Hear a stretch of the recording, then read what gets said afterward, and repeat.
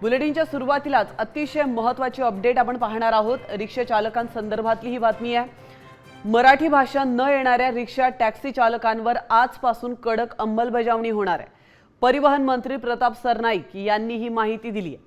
चालकांना मराठी शिकवण्यासाठी 1 महिन्याची मुदत दिली जाईल, मात्र तरीही व्यावहारिक मराठीचं ज्ञान न शिकल्यास संबंधित चालकाचा परवाना हा 3 महिन्यांसाठी रद्द केला जाणार आहे। त्याला 3 महिना रिक्षा किंवा टॅक्सी चालवता येणार नाहीये, असा इशारा देखील आता प्रताप सरनाईक यांनी दिलाय।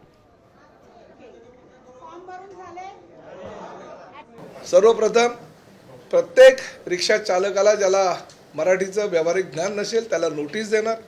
1 महिन्याच्या नोटीसमध्ये जर त्याला व्यावहारिक मराठी भाषेचं ज्ञान आलं नाही तर त्याचं जो बॅज आहे, जे लायसन आहे, ते 3 महिन्यापर्यंत निलंबित करण्याच्या सूचना परिवहनच्या सर्व अधिकाऱ्यांना आम्ही दिलेल्या आहेत। परंतु ती वेळ येऊ नये अशी आमची प्रामाणिक भूमिका आहे।